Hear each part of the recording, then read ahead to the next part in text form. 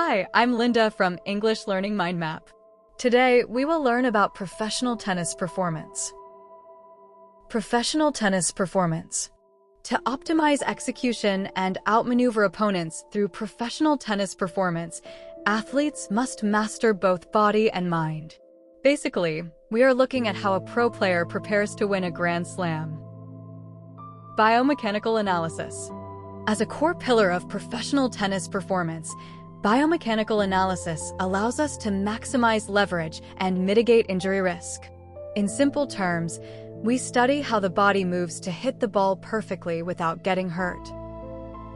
Kinetic chain integration. Kinetic chain integration is a specialized branch of biomechanical analysis used to generate power and synchronize force from the feet to the racket. This means using your whole body, not just your arm, to hit the ball. Segmental sequencing. A key technique within kinetic chain integration is segmental sequencing, which helps to fluidize motion and accelerate racket head speed. To put it simply, we make sure your legs move first, then your hips, and finally your hand for a massive shot. Technical refinement. Technical refinement serves as a practical application of biomechanical analysis to calibrate precision and enhance topspin in modern strokes. Essentially, we are fixing small mistakes in how you swing the racket. Grip adjustment. Within the scope of technical refinement, we focus on grip adjustment to alter angles and manipulate bounce. In other words, we change how you hold the handle so the ball kicks up high after it hits the ground. Tactical periodization. Tactical periodization is an essential component of professional tennis performance designed to exploit weaknesses and dictate rallies. Simply put, we practice specific game plans so you know exactly where to hit the ball. Patterns of play. Patterns of play is a functional layer of tactical periodization that helps to manipulate geometry and induce errors from the opponent. This means hitting certain shots in a row to force the other player into a bad position. Cross-court consistency. To enhance patterns of play, we practice cross-court consistency to minimize risk and widen angles during long points.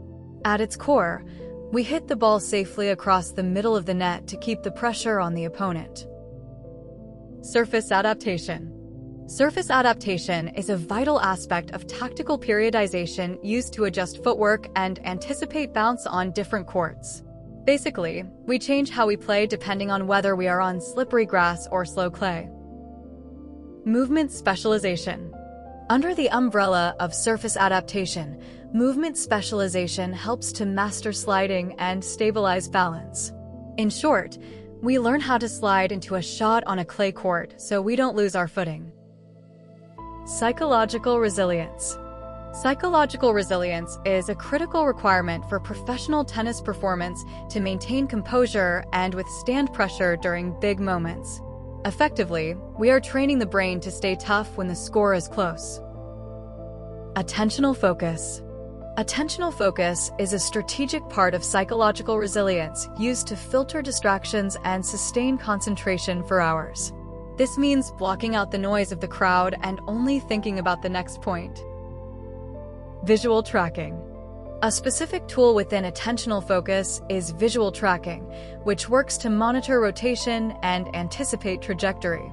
To put it simply, we keep our eyes glued to the ball to see how much spin the other player put on it. Emotional regulation. Emotional regulation is a vital element of psychological resilience used to diffuse frustration and reset mindset after a lost point. Basically, we are making sure that getting angry doesn't make us play worse. Routine adherence.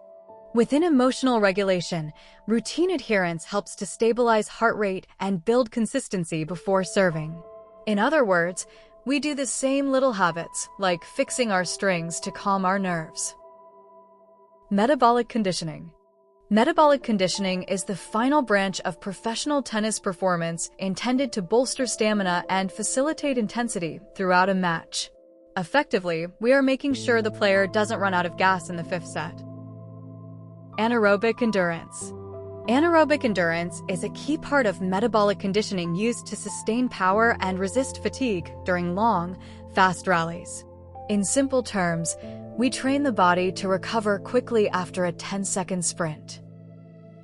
Interval sprinting. To improve anaerobic endurance, we use interval sprinting to enhance explosiveness and mimic match play conditions.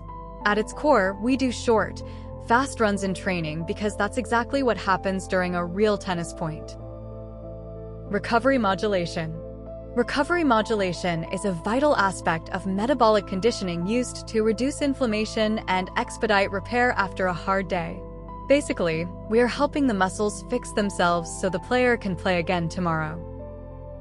Cryotherapy application. Under recovery modulation, cryotherapy application helps to constrict vessels and alleviate soreness. In short, we use ice baths to freeze the pain away so the player's legs feel fresh for the next round.